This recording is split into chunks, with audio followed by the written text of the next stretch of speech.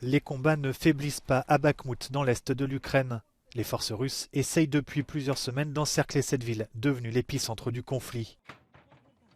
Les soldats ukrainiens, eux, continuent de résister et cherchent à gagner du temps pour se préparer, ils l'espèrent, à une contre-offensive. Важко захищати фортецю Бахмут, тому що зараз тут дуже багато зосередилося сил противника, і так само погода погано дозволяє працювати техніці, болото надзвичайно сильне. Sur ces images, publiées par l'agence de presse russe RIA Novosti, des mercenaires du groupe Wagner dans la partie sud de Bakhmout. Leur chef Yevgeny Prigojine affirme progresser. Les frappes russes se poursuivent également dans d'autres parties de l'Ukraine. L'une d'entre elles a fait au moins 3 morts et 2 blessés ce samedi à Kherson, dans le sud du pays.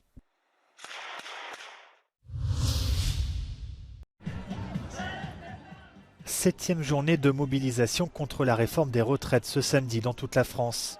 Celle qui a le moins mobilisé depuis le début de la contestation le 19 janvier. Les manifestants étaient 368 000 selon le ministère de l'Intérieur, plus d'1 million selon la CGT. La détermination des opposants à la réforme reste toutefois forte. Les syndicats appellent le président Emmanuel Macron, qui a refusé de les recevoir, à consulter le peuple. Il y a la réforme de retraite, mais il y a tout le mécontentement qui s'est accumulé. Et je pense que sans lutter, on n'obtient rien et que c'est important d'être dans la rue aujourd'hui.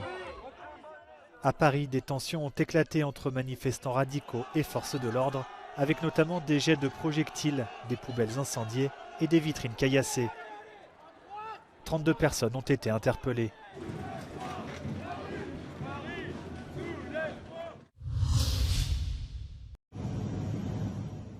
Plus de 1300 migrants ont été secourus ce samedi par les gardes-côtes et la marine italienne en Méditerranée centrale, l'une des routes migratoires les plus dangereuses au monde. Plusieurs navires avaient été dépêchés vendredi pour venir en aide à 3 embarcations surchargées et en difficulté. Les migrants ont été ramenés sains et saufs dans plusieurs ports du sud de l'Italie. Ces opérations de sauvetage interviennent près de 2 semaines après un naufrage meurtrier survenu au large de la ville calabraise de Crotone. Ce samedi, le corps d'une 74e victime a été découvert, celui d'une fillette de 5 ou 6 ans. La justice a ouvert une enquête sur ce drame pour tenter notamment d'expliquer l'arrivée trop tardive des secours. Ce naufrage a choqué l'Italie et suscité de vives critiques contre le gouvernement d'extrême droite de Giorgia Meloni, élu sur une ligne anti-migrants.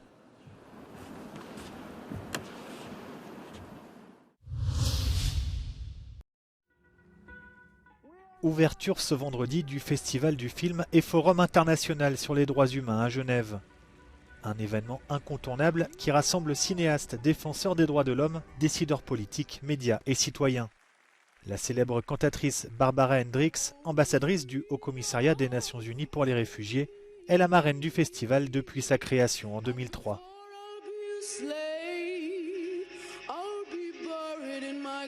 C'est surtout les gens qui ne sont pas connus, qui résistent, qui militent pour les droits humains avec très peu de moyens.